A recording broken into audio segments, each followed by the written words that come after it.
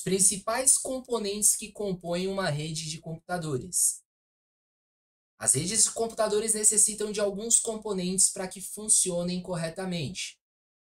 A seguir, veremos em detalhes os principais componentes e como eles funcionam. O primeiro componente seriam os servidores. Servidores são computadores dedicados a uma tarefa que atende outros computadores ligados a ele por meio de uma rede cliente-servidor, que vimos na aula anterior. O servidor pode ser um computador comum equipado especificamente para funcionar como um servidor, como também existem no mercado vários equipamentos próprios para se trabalhar como servidor. São equipamentos mais robustos, mais completos, que guardam mais informações, armazenam mais dados ou que fazem processamentos mais rápidos, por exemplo. Os servidores são responsáveis por processar e organizar dados, gerenciar o acesso aos arquivos e aos recursos, coordenar de modo eficaz o funcionamento da rede e controlar cópias de segurança. Então, entendendo qual é o papel principal dos servidores, nós também precisamos entender quais seriam as vantagens de se utilizar um servidor. Dentre as vantagens, nós temos as três principais. Seria o acesso remoto, a mobilidade e a cópia de segurança. Sobre o acesso remoto, os usuários dentro e fora da empresa podem acessar os arquivos de trabalho e o administrador da rede também pode gerenciar os servidores remotamente. Então, esse é o exemplo clássico que aconteceu com a maioria das pessoas quando aconteceu a pandemia. Então, tivemos de retirar os computadores da empresa para poder trabalhar dentro de casa. Isso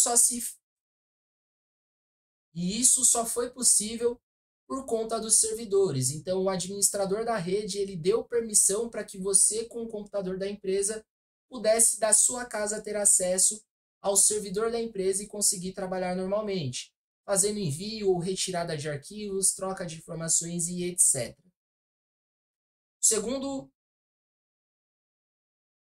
A segunda vantagem é a mobilidade. Então, alguns aparelhos como os smartphones e os pockets, com versões do Windows, podem se conectar facilmente ao servidor mesmo estando fora da empresa para acessar e-mails e outros dados como calendário de tarefas, por exemplo.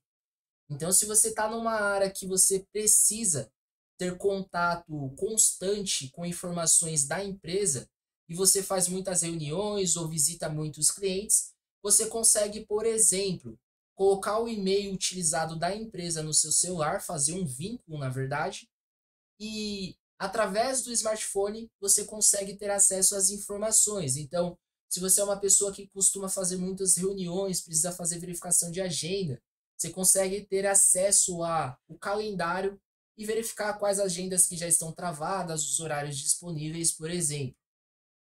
O terceiro item seria a cópia de segurança. As cópias de segurança armazenam os dados para que os arquivos que foram excluídos ou caso haja algum defeito no computador, as informações possam ser recuperadas.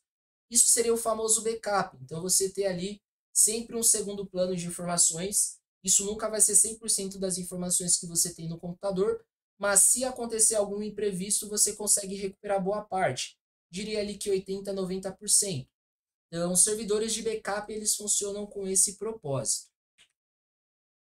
E aí, sabendo disso, nós também precisamos entender que os servidores possuem alguns tipos.